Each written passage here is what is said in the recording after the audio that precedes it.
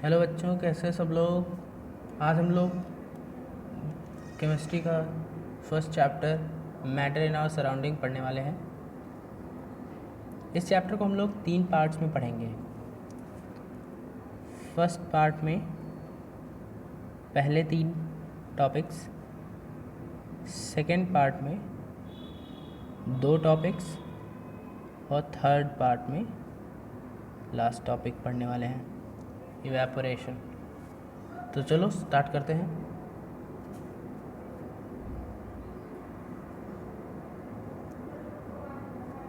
सबसे पहले हम जानेंगे मैटर क्या है, what is matter.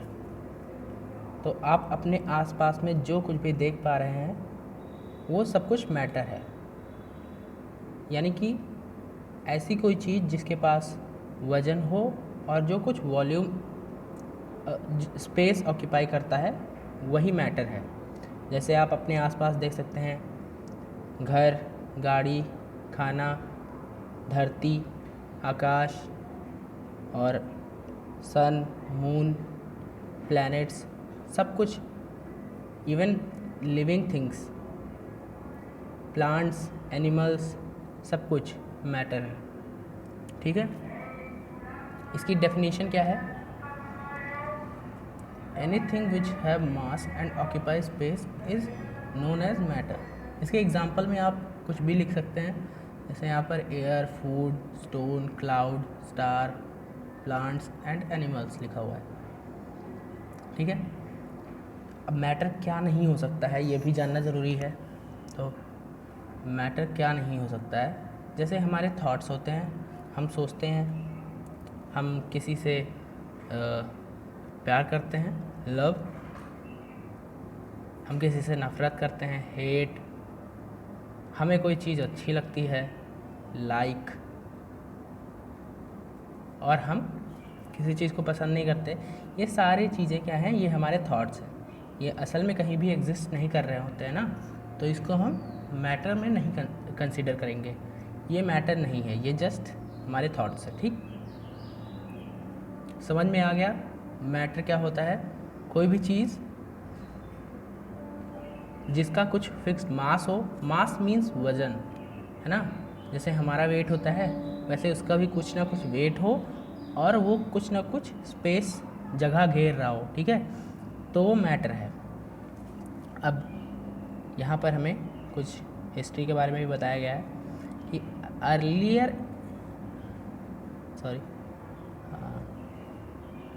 Earlier Indian philosophers categorise matter into the form of 5 basic element, है ना। अर्लियर इंडियन फिलोसोफर्स जो थे, जो हमारे साइंटिस्ट कह सकते हो, उन्होंने मैटर को 5 बेसिक एलिमेंट्स में डिवाइड किया था। कौन कौन से एलिमेंट्स हैं वो?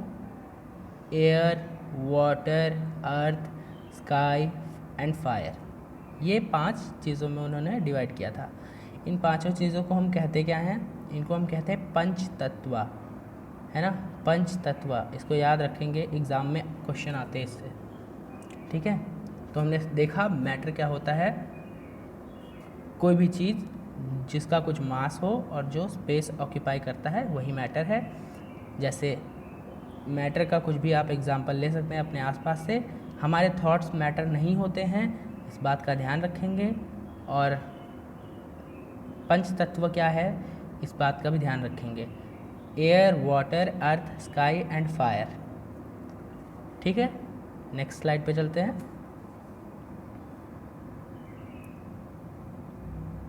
यहाँ पर दिया हुआ है फिजिकल नेचर ऑफ मैटर। तो मैं आपको बता दूँ कि मैटर के 2 नेचर हो सकते हैं। किसी भी चीज़ के 2 नेचर पॉसिबल होते हैं।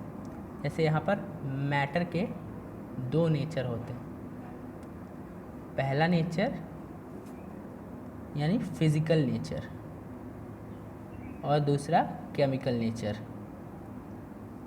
ऐसे मानो कि मैटर जो है वो एक इंसान है और इंसान का दो तरह से नेचर उसका बताया जा सकता है। एक तो उसको देखकर, उसकी हाइट, शक्ल, सूरत को देखकर, वो हो गया हमारा फिजिकल नेचर। और वो क्या सोचता है, कैसा आदमी है, अच्छा आदमी, बुरा आदमी है, लोगों के साथ कैसे व्यवहार करता है, वो हो गया उसका केमिकल नेचर। ठीक है, अब हम देख लेते हैं मैटर के फिजिकल नेचर में हमें क्या क्या बताया हुआ है। पहली बात हमसे उसने कही कि matter is made up of small particles. यहाँ पर आपको फिगर में दिखाया हुआ है कि यहाँ पे एक एप्पल है, ये एप्पल किससे बना हुआ है, छोटे छोटे पार्टिकल से, यहाँ पे आप देख पाओगे छोटे छोटे पार्टिकल से बना हुआ है। ऐसे ही ये लिक्विड है, लिक्विड वो भी मैटर के पार्टिकल्स से बना हुआ है ना। कोई भी चीज़ होती है, यहाँ पे एयर दिया हुआ है, एयर भी हमारी पार्टिकल्स से मिलकर बनी हुई है। तो कोई भी चीज़ होती है, आप अपने आसपास कोई भी चीज़ देख रहे हो, वो सारी चीज़ें छोटे छोटे पार्टिकल्स से मिलकर बनी हुई हैं, छोटे छोटे पार्टिकल से मिलकर बनी हुई हैं।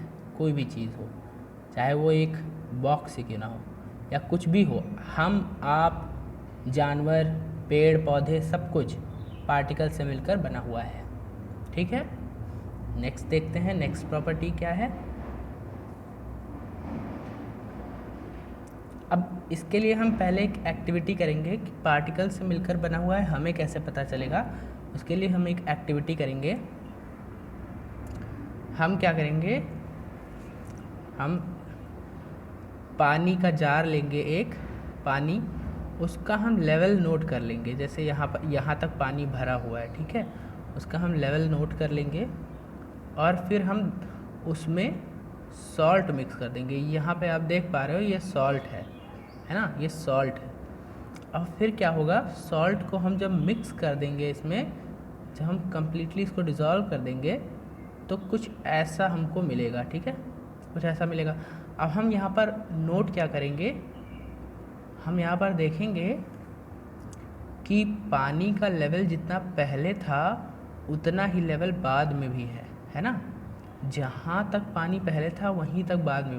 मान लो हमने इसमें दो चम्मच, बड़े चम्मच इसमें नमक डाला था, पर नमक जितना वॉल्यूम ऊपर तो हुआ नहीं पानी का, है ना। पानी का लेवल तो बढ़ जाना चाहिए था जब उसमें नमक घुल गया, लेकिन यहाँ पे नमक घुलने के बाद भी पानी उतने के उतना ही रह गया। इससे हम क्या समझते हैं, इसको हम सिर्फ तभी प्रूफ कर सकते हैं जब हम इस बात को मानते हैं कि जो मैटर है वो पार्टिकल्स से मिलकर बना हुआ है, तभी ये बात को हम प्रूफ कर सकते हैं। तो इसलिए हमने ये अज्यूम कर लिया कि पार्टिकल्स जो है, मैटर जो है वो पार्टिकल्स से मिलकर बना हुआ है। ठीक है, छोटे छोटे पार्टिकल्स सॉल्ट के, यहाँ पे पानी के पार्टिकल्स देख सकते हो। अब रिजल्ट देख लेते हैं कि water level do not rise after adding sugar और salt, so we can assume that particles of salt get mixed with the particles of water, है ना। हमने अज्यूम कर लिया कि वाटर और सॉल्ट दोनों पार्टिकल्स थे और आपस में वो मिक्स हो गए। ठीक है, नेक्स्ट प्रॉपर्टी देखते हैं, नेचर। तो हमारा पार्टिकल्स का मैटर का हमारा दूसरा नेचर दिया हुआ है कि जो हमारे पार्टिकल्स हमने देखा अभी कि छोटे छोटे पार्टिकल्स होते हैं, वो पार्टिकल्स हैं वो बहुत छोटे होते हैं। यहाँ पे दिया हुआ है particles of matter are very small. अब हम इसको कैसे पता करेंगे, तो उसके लिए हम एक एक्टिविटी करेंगे।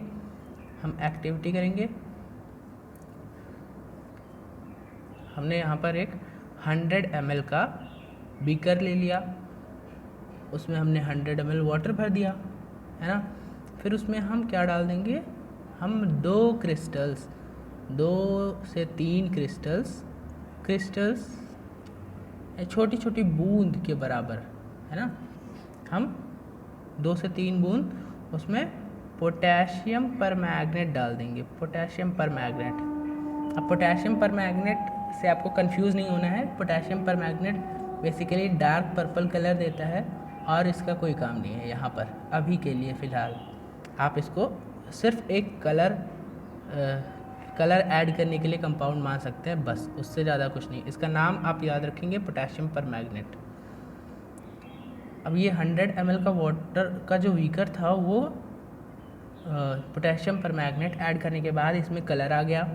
अब इस वाटर को हम 10 ml निकाल के एक टेस्ट ट्यूब में ले लेंगे और उसको अगले साफ़ पानी में 100 ml साफ़ वाटर में हम मिक्स करेंगे।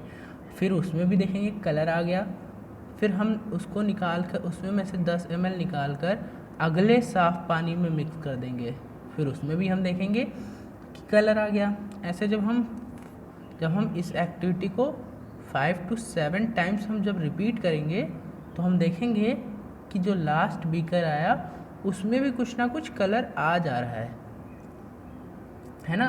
तो इससे हम क्या समझ सकते हैं कि पोटेशियम परमैंगनेट के पार्टिकल्स अभी भी इस पानी में, इस लास्ट बीकर में अभी भी प्रेजेंट हैं, है ना। पोटेशियम परमैंगनेट के पार्टिकल्स जो हैं वो इस बीकर में अभी भी घुले हुए हैं, तभी तो इसका कलर पिंक है ना। तो हम इससे क्या समझते हैं कि only few crystals of potassium permanganate can colour 1000 litre of water, यानी कि सिर्फ 2 से 3 बूंद पोटेशियम परमैंगनेट जो है वो हज़ारों लीटर पानी को कलर करने के लिए काफ़ी है ना।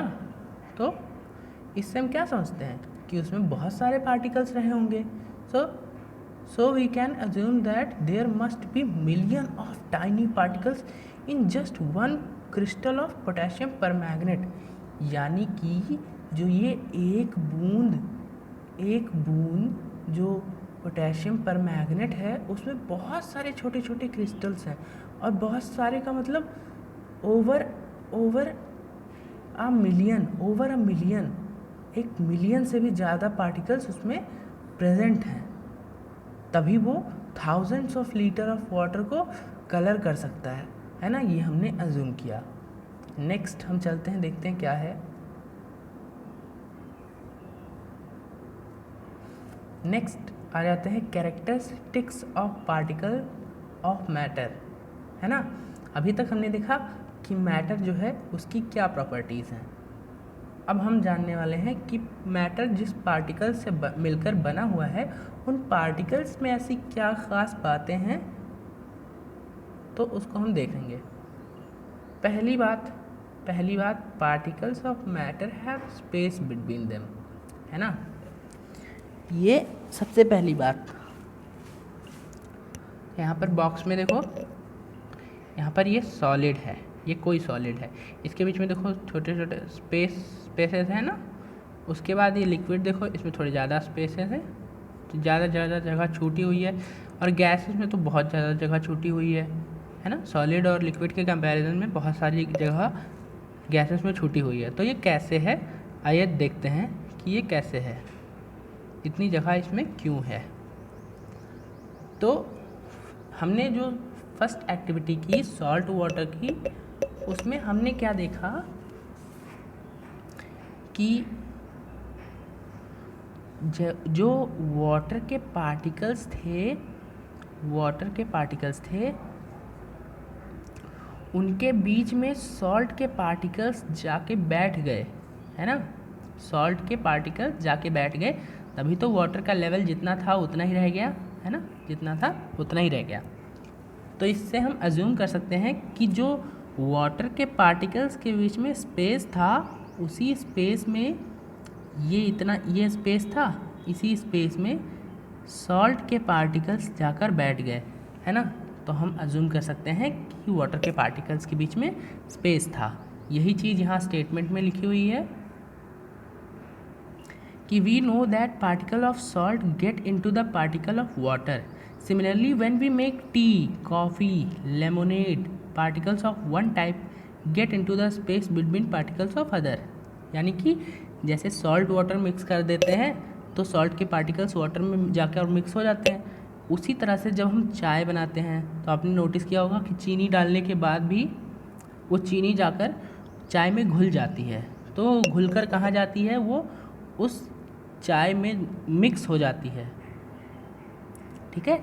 उन चाय के जो पार्टिकल्स होते हैं उसके बीच के स्पेस में जाकर कहीं पे बैठ जाती है, इसलिए वो मिक्स हो जाती है।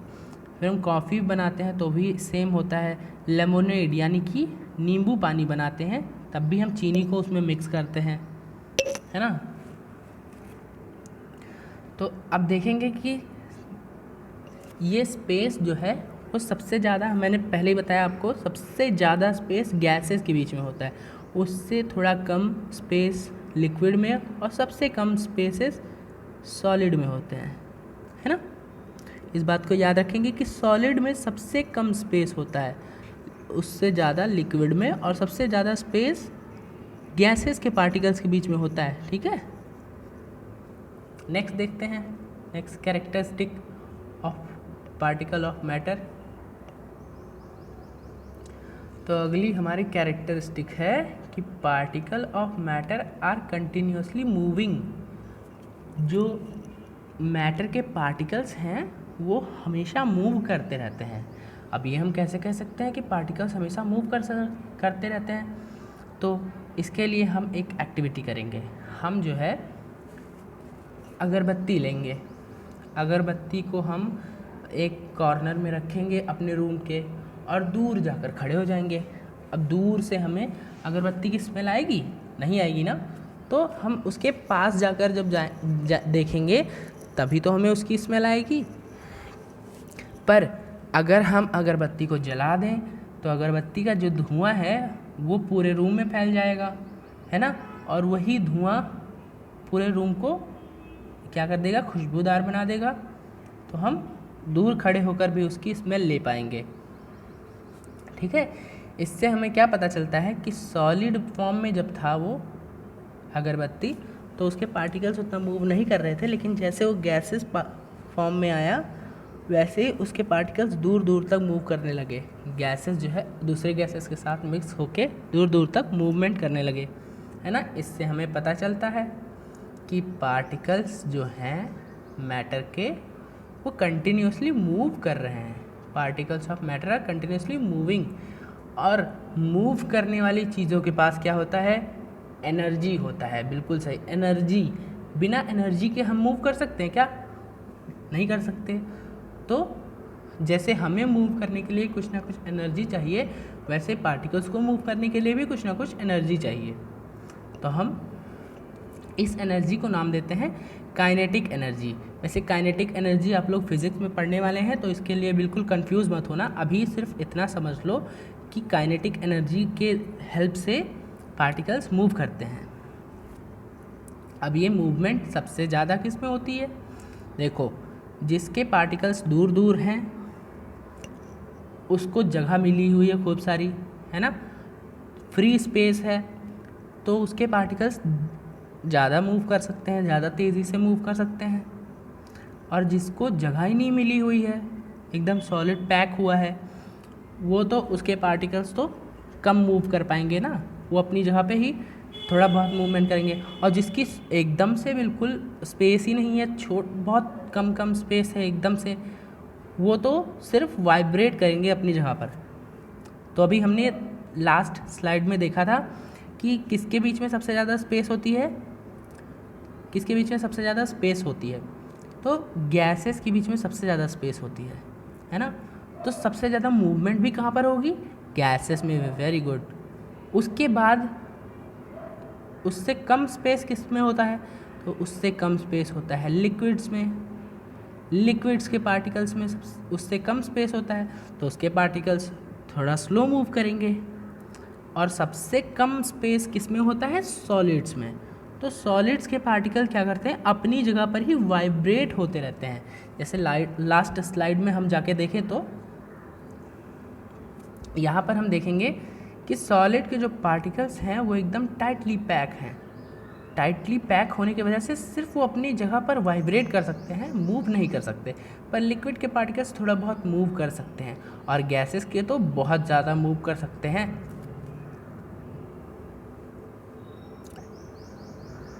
नेक्स्ट देखते हैं हम लोग सेकेंड एक्टिविटी, यानी इसी particles of matter have are continuously moving में हम लोग फर्स्ट एक्टिविटी से हमें क्या पता चला कि सॉलिड के पार्टिकल्स सबसे कम मूव कर सकते हैं, उससे ज़्यादा लिक्विड और सबसे ज़्यादा गैसेस के पार्टिकल्स मूव करते हैं। और पार्टिकल्स के पास काइनेटिक एनर्जी होती है, इसलिए वो मूव कर सकते हैं। इतना हमने जाना। अब हम सेकेंड एक्टिविटी से देखो हम क्या सीखने वाले हैं।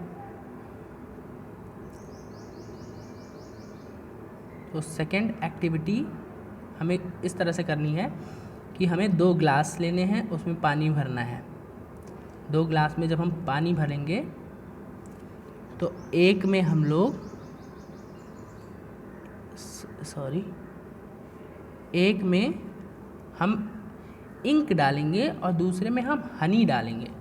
अब आप सबको पता है कि हनी गाढ़ा होता है तो जल्दी से मिक्स नहीं होगा। यहाँ पर देखो हनी नीचे जाकर बैठ गया है और इंक क्या हुआ, जैसे हमने डाला वो पूरा घुल गया, एकदम से सुपर फास्ट घुल गया और हनी जो है जाके नीचे बैठ गया। तो इससे हमें क्या पता चलता है, वैसे मैंने आपको लास्ट स्लाइड में बता दिया है, लेकिन आप लोग गेस कर पाओ तो करो।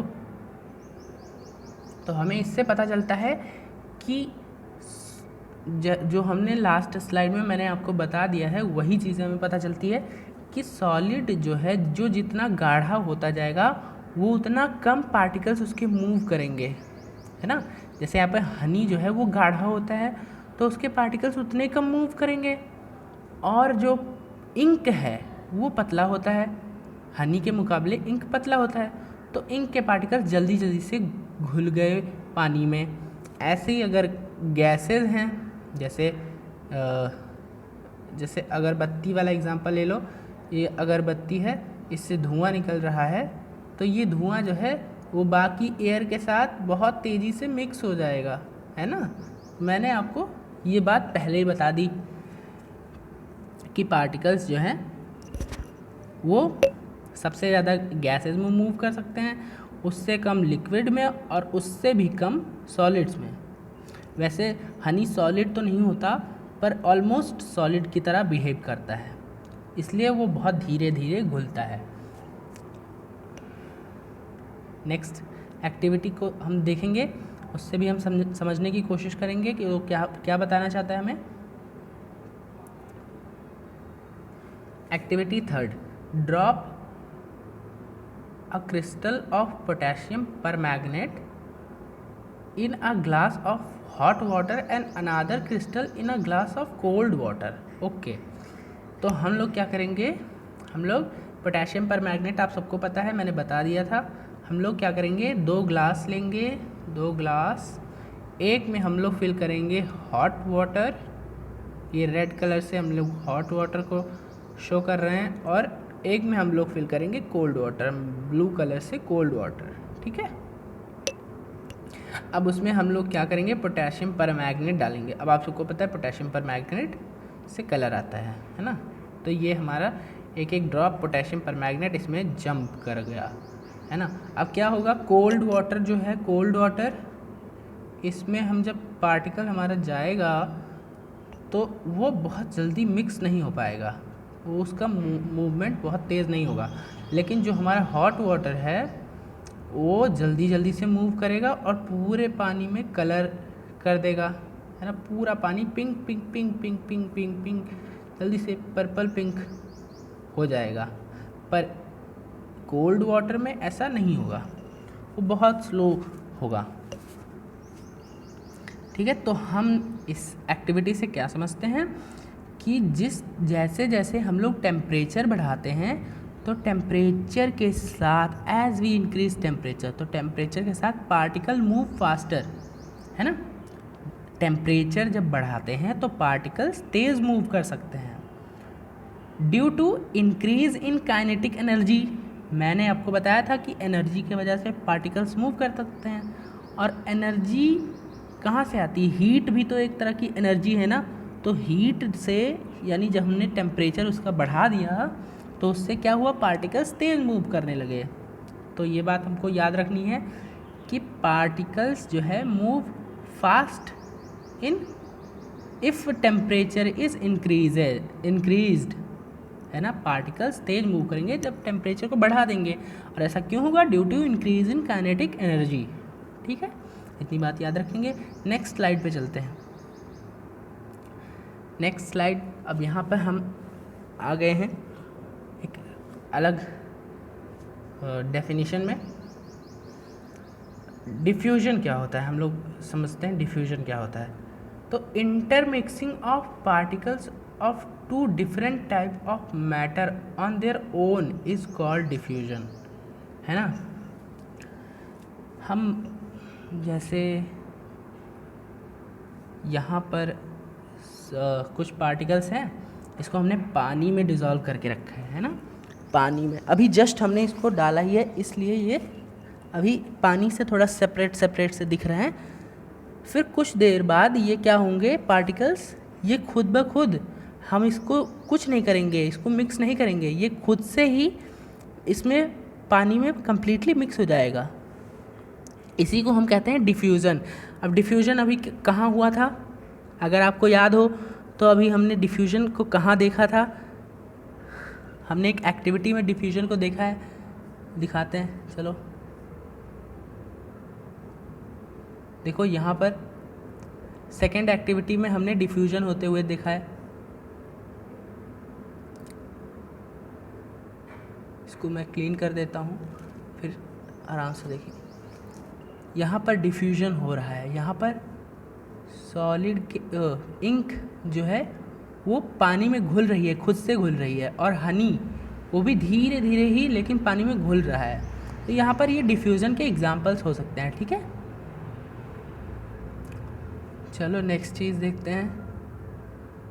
अब पार्टिकल्स की थर्ड और लास्ट प्रॉपर्टी, ठीक है। पार्टिकल्स की लास्ट प्रॉपर्टी देखते हैं। Particles of matter attract each other, है ना, ये लास्ट प्रॉपर्टी है, इसको आराम से देखिए। Particles of matter attract each other. अब जो हम कह रहे हैं कि जैसे एक बीकर है, उसमें पानी भरा हुआ है, तो उसके जो पार्टिकल्स हैं वो एक दूसरे को अट्रैक्ट करते हैं, ये पार्टिकल इस पार्टिकल को अट्रैक्ट करता है। ऐसे दो पार्टिकल्स अगर हैं तो दोनों आपस में एक दूसरे को अट्रैक्ट करेंगे, अपनी तरफ अट्रैक्ट करेंगे, खींचेंगे। तो ऐसा हम कैसे कह सकते हैं, आइए समझते हैं।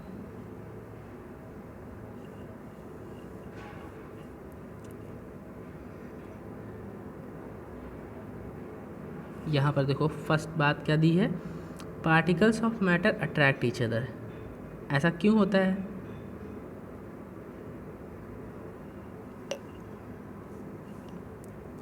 इसके लिए हम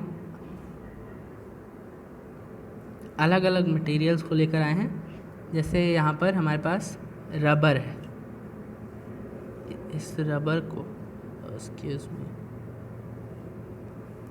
रबर को और ये आयरन नेल है, और यहाँ पर हमारे पास चॉक है। अब इन तीनों को अगर हम एक हैमर से हिट करते हैं तो हमें क्या देखने को मिलेगा। अगर हम रबर को हिट करते हैं तो रबर तो स्ट्रेचेबल है, वो टूटेगा नहीं, लेकिन आयरन नेल को हिट करेंगे तो हो सकता है मुड़ जाए, पर वो भी नहीं टूटेगा। चॉक को हम हिट करेंगे तो वो टूट जाएगा, है ना। इससे हम क्या समझते हैं कि जो पार्टिकल्स इस रबर में हैं वो क्या है, एक दूसरे को खींच रहे हैं, वो टूटने से एक दूसरे को बचा रहे हैं। इसी तरह से आयरन के नेल में भी वो पार्टिकल्स जो हैं वो एक दूसरे को बहुत टाइटली पकड़े हुए हैं, एक दूसरे को बहुत टाइटली खींचे हुए हैं। जब हम बहुत फोर्स लगाते हैं तब वो कहीं जाके मुड़ता है, और टूटता तो बिल्कुल नहीं है। ऐसे ही चॉक के जो पार्टिकल्स हैं वो आपस में एक दूसरे को बहुत कम फोर्स से अट्रैक्ट कर रहे हैं, इसलिए वो जल्दी से आसानी से टूट जा रहे हैं, है ना। तो strength of this force of attraction varies from one kind of matter to another. यानी कि जैसे हमने देखा कि रबर के पार्टिकल्स थोड़े से लचीले हैं तो उनके बीच में फोर्स मीडियम लग रही है, ऐसे ही आयरन नेल है उसके बीच में एक स्ट्रॉन्ग फोर्स लग रही है, और चॉक के पार्टिकल्स के बीच में एक बहुत कम फोर्स लग रही है, इसलिए वो जल्दी से टूट जा रहे हैं, ठीक है। ये फोर्स ऑफ अट्रैक्शन जो है वो अलग अलग पार्टिकल्स के लिए अलग अलग होता है। जैसे पानी में हम लोग हाथ डालते हैं तो वो हमारे हाथ से ही उसके पार्टिकल्स मूव हो जाते हैं, यानी कि पानी में और भी कम फोर्स होता है, पानी के पार्टिकल्स में और भी कम फोर्स होता है। जैसे हमने हाथ डाला तो हाथ हमारा कम्प्लीटली इधर उधर मूव कर सकता है। नेक्स्ट चीज़, force of attraction is maximum in solid than in liquid and minimum in gas, है ना। कोई तो चीज़ ऐसी आई जिसमें गैस मिनिमम पे आया, ये तो अभी तक तो गैस का ही राज चल रहा था। इसको क्लीन करते हैं तब देखते हैं। तो गैस इस बार कहाँ पहुँच गया, मिनिमम पे, फिर लिक्विड है और फिर सॉलिड है। सॉलिड मैक्सिमम पे, यानी कि फोर्स ऑफ अट्रैक्शन जो है पार्टिकल्स के बीच में वो सॉलिड में सबसे ज़्यादा है और लिक्विड में सबसे कम। इसीलिए सॉलिड के पार्टिकल्स इतने करीब होते हैं, लिक्विड के मीडियम और गैस के बहुत दूर दूर होते हैं। ठीक है, समझ गए। अब इसके बेस पर कुछ क्वेश्चन सॉल्व करेंगे। तो सबसे पहला क्वेश्चन है कि which of the following are matter, which of the following are matter. तो आप लोग देखो और कमेंट में बताओ कि इसमें कौन कौन सा मैटर है और कौन कौन से मैटर नहीं है। तो आंसर मैं बताने वाला हूँ। जैसे चेयर, तो चेयर क्या है, मैटर है कि नहीं है, इसके पास अपना वजन है और कुछ स्पेस है, तो ये मैटर है। एयर, एयर भी मैटर है। लव, मैंने आपको बताया था थॉट्स हमारे मैटर नहीं होते हैं, तो लव तो हमारा एक थॉट है ना, हमारी फीलिंग है, तो ये मैटर नहीं हो सकता। स्मेल, अब यहाँ पर समझने वाली बात है, स्मेल मैटर है, हो सकता है। अब कैसे हो सकता है, देखो स्मेल क्यों होती है, अगरबत्ती में हम लोग जब धुआं निकलता है तो अगरबत्ती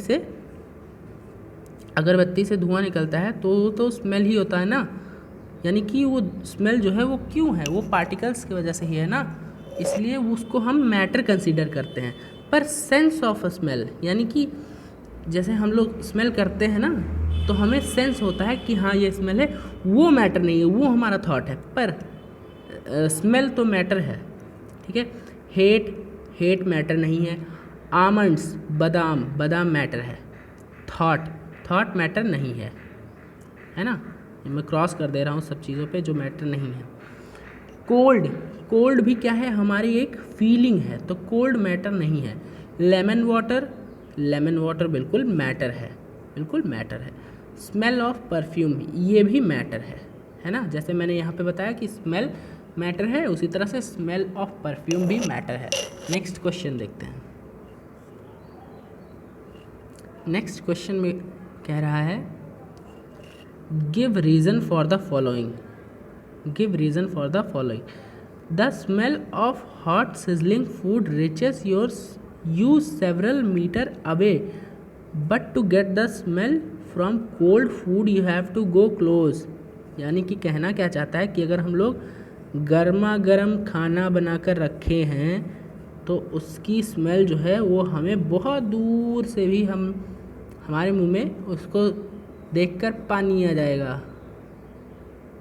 पर अगर वहीं पे ठंडा खाना रखा है, बासी खाना रखा है, तो उसकी स्मेल उतनी दूर तक नहीं जाएगी, थोड़ी दूर तक जाएगी। आस पास में हम रहेंगे तभी हमें उसकी स्मेल आएगी, है ना। तो ऐसा क्यों होता है, ये हॉट फूड है, ये कोल्ड फूड है, तो ऐसा क्यों होता है। हमें पता है कि हॉट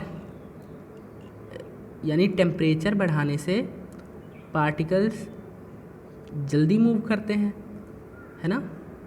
हमने एक्टिविटी में देखा था कि पार्टिकल्स तब जल्दी मूव करते हैं जब उसका टेम्परेचर बढ़ा दिया जाए।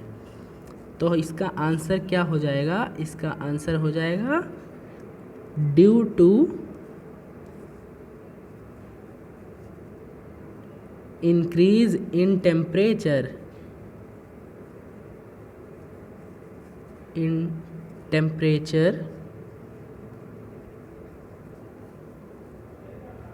Kinetic energy of particles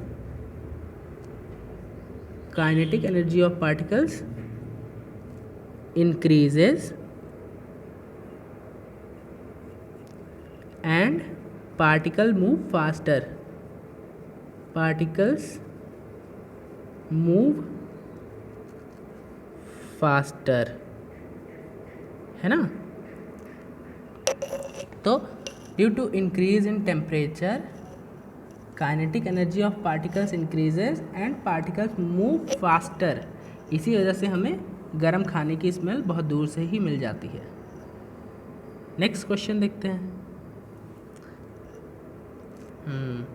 next question, a diver is able to cut through water in a swimming pool, which property of matter does this observation show.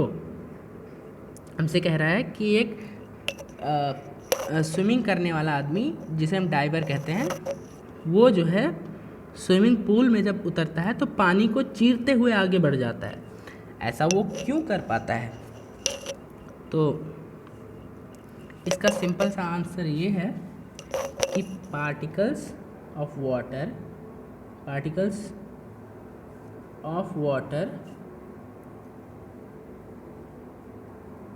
have less force of attraction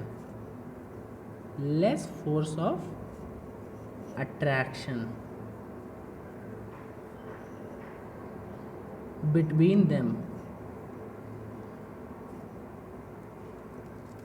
और जब force of attraction ही कम है तो हम उसके are पार आसानी से जा सकते हैं, है ना।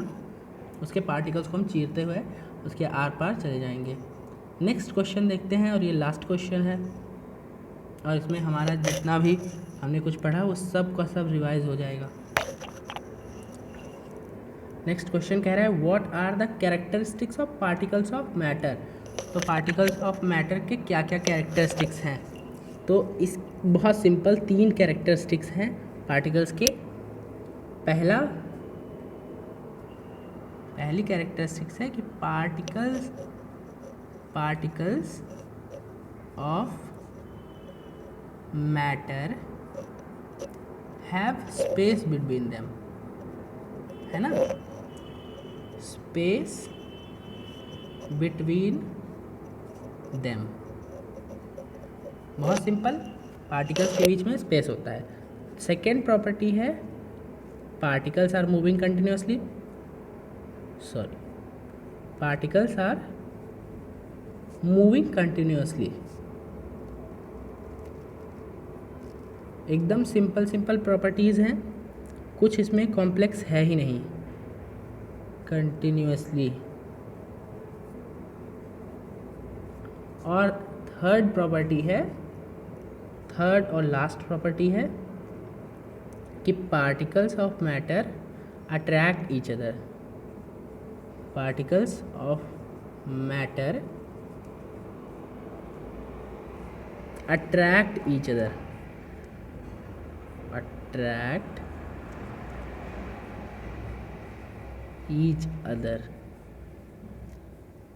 एकदम सिंपल था। ये चैप्टर यहीं ख़त्म होता है। वीडियो देखने के लिए आप सबका बहुत बहुत धन्यवाद, और नेक्स्ट पार्ट इसका जल्दी ही आ जाएगा। तब तक के लिए आप लोग चैनल को सब्सक्राइब कर लें। Thank you.